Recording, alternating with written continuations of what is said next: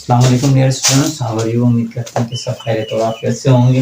हाजिर हैं आपके साथ मैं आपका अपना टीचर माशूक अली, आपके अपने चैनल फिजिक्स विद कासिफ के साथ।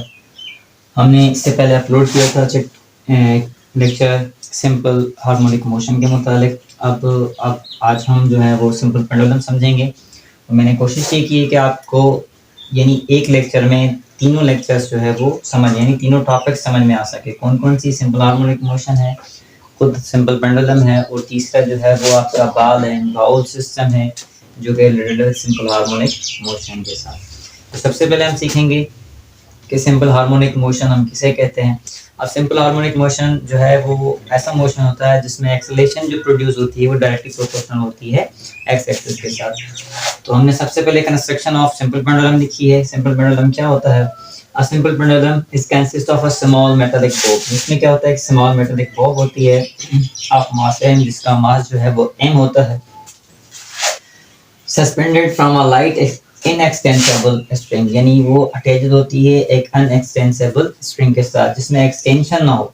अगर एक्सटेंशन होगा तो हमारी मेजरमेंट और कैलकुलेशन सही नहीं आएगी। जिसकी लेंथ जो है वो l होती है। फिक्स इट्स अपर एंड, यानी जो अपर एंड पे क्या होता है? फिक्स होता है। दूसरी सिरे पे हम क्या बांधते हैं? एक मेटालिक बॉब बांधते हैं। तो अब सबसे पहले हम डिफाइन करेंगे इसकी डिफरेंट पोजीशंस को। यहाँ पे हमारी तीन पोजीशंस हैं। एक पोजीशन है O, तो दूसरी पोजीशन है A, तीसरी पोजीशन है B। तो this is the main position and these are the extreme positions. अब हम यहाँ पे लिखा है एट अ पॉइंट O, यानी पॉइंट O पे refers as a position of pendulum. इसे हम क्या कहेंगे? This is the equilibrium position of pendulum. यानी सिंपली हम इसको सिंपली टांग के अगर छोड़ेंगे तो ये अपनी ओरिजिनल पोजीशन में स्टैंड होगा। It is naturally settle there, it's possess kinetic energy, और हर एक चीज में अपनी मेन पोजीशन पे काइनेटिक एनर्जी होती है।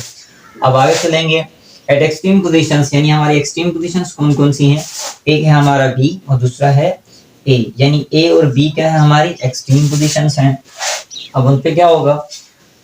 Extreme position A and B that weight and T balance with. अच्छा, अब इनकी जब मूवमेंट होगी, अब हम इसको डिस्प्लेस करेंगे from position O to position A, तो क्या होगा?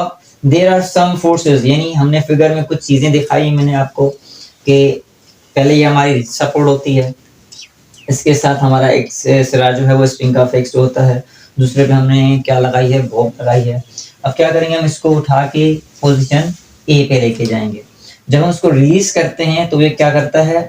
वापस रिटर्न होता है और इक्विलिब्रियम पोजीशन पे रुकता नहीं है, जबकि एक और पोजीशन पे मूव कर जाता है जिसे हम एक्सट्रीम पोजीशन P कहते हैं।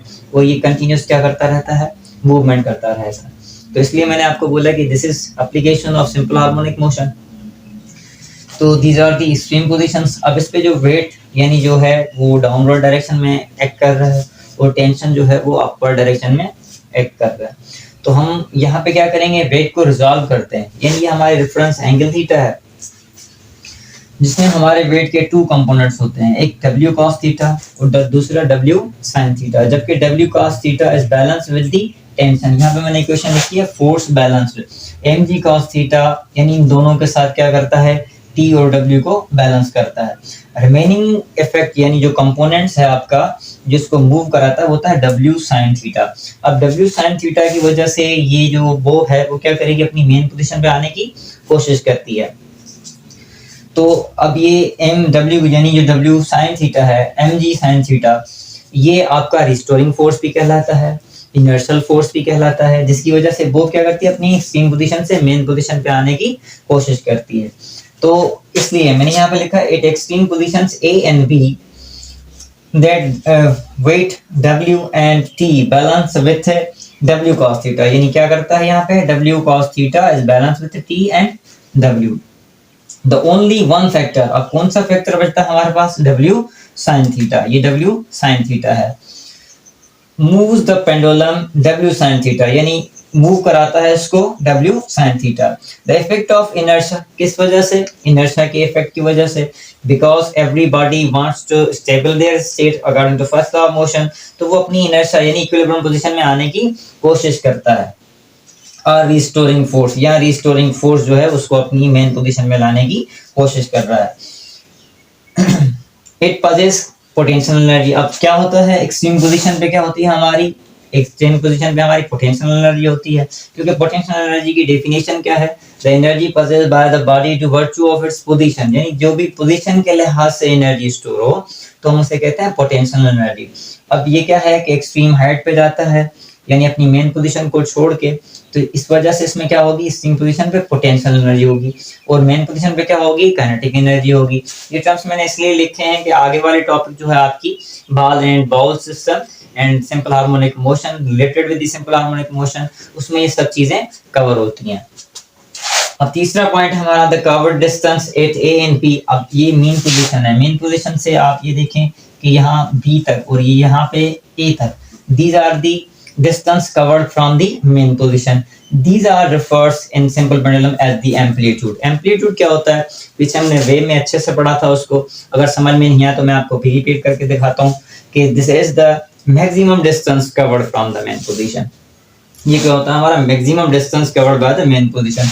आया कि वो चाहे हमारा ए की तरफ हो चाहे वो हमारा बी की तरफ हो, are called the amplitude of simple pendulum। अब तीसरा हमारा है टाइम पीरियड। अब टाइम पीरियड को कैसे डिफाइन किया था हमने, टाइम पीरियड डिफाइन किया था one complete revolution, the time required to complete one revolution. तो हमने यहाँ पे लिखे हैं दो एक्सट्रीम पोजीशन, या ए से छोड़े आप वापस ये ए तक आए तो ये आपका क्या होता है, टाइम पीरियड होता है। फॉर एग्जाम्पल कोई बंदा कोई बच्चा इसको बी से छोड़ता है वापस वो बी पे आए, तो मैंने दोनों एक्सट्रीम पोजीशन को डिस्कस किया डेफिनेशन में। The covered distance at A and B positions are called the amplitude of simple pendulum and the time required to complete one round trip। यानी क्या करे, ये one round trip complete करे, कहां से कहां तक, from A to A, यानी A से छोड़े आप वापस ये A तक आए, या R हमने लिखा है B to B, यहाँ B से छोड़े इसको वापस B पर आए, इस कॉल्ड द टाइम पीरियड। अच्छा टाइम पीरियड जो है वो डिनोटेड बाय T, हमने पढ़ा है पीछे कि कैपिटल T से हम जो है टाइम पीरियड को रिप्रेजेंट करते हैं। मेजर्ड बाय द इक्वेशन, अब इसकी इक्वेशन क्या होती है, T is equal to 2 pi root L upon G। ये इक्वेशन मैंने डायरेक्टली लिखी है, इंशाल्लाह आपकी यही टॉपिक जो है वो फर्स्ट ईयर के 7th चैप्टर में उसको हम एक्सप्लेन करके यानी ड्राइव करके आपको पढ़ाएंगे। अब लास्ट टर्म जो हमारा है वो है फ्रीक्वेंसी। अब फ्रीक्वेंसी क्या होता है, when a pendulum performs a number of vibration और ऑसिलेशन, यानी एक सेकंड के दौरान, इन यूनिट टाइम। अब यूनिट टाइम का मतलब क्या होता है, इन 1 सेकंड, इन 1 सेकंड, यानी एक सेकंड के अंदर ये जितनी मर्तबा मूवमेंट कर रहा है, अपने ऑसिलेशंस कंप्लीट कर रहा है, तो ये इसकी क्या होगी, फ्रीक्वेंसी होगी। It's called frequency and it's reciprocal of time. अब जबकि ये टाइम का रेसिप्रोकल होता है, फॉर एग्जांपल हम इसको ऐसे राइट करते हैं, यानी t is equal to 1 upon f, तो हम क्या करेंगे, अब t f is equal to 1 upon t, तो सारे टर्म क्या हो जाएंगे, हमारे रेसिप्रोकल्स हो जाएंगे। For example 1 upon t, we are placing the value of t in given equation 2 बार under root L upon G। अब इसको हम ऊपर सीधा करके लिखेंगे तो क्या हो जाएगा, नीचे वाला टर्म ऊपर चला जाएगा, ऊपर वाला टर्म नीचे हो जाएगा। तो ये 2 पाई अपॉन में लिखा हमने, सेम ही लिखा आपको। अब क्या करेंगे, L जो है वो ऊपर था, अब L को जाके नीचे ले जाएंगे और G जो है वो आपका ऊपर चला जाएगा, G अपॉन L हो जाएगा। तो इसको हम ऐसे लिखेंगे 2 pi under root G upon L। This is the equation for the frequency. उम्मीद करते हैं कि आपको ये लेक्चर समझ में आया होगा, और इस एक लेक्चर में मैंने 3 टॉपिक्स को डिस्कस किया है। इसी के साथ आपका जो है वो फर्स्ट चैप्टर मैट्रिक स्टैंडर्ड का फर्स्ट चैप्टर जो है वो कंप्लीट होता है। आपके ये टास्क है, तो आपके यानी जो MCQs हैं इस चैप्टर से रिलेटेड वो आप हल कीजिएगा इंशाल्लाह। नेक्स्ट चैप्टर यानी आपके साउंड के साथ हाजिर होंगे कुछ ही दिनों में। तब तक के लिए अल्लाह हाफ़िज़, अपना ख्याल रखिएगा।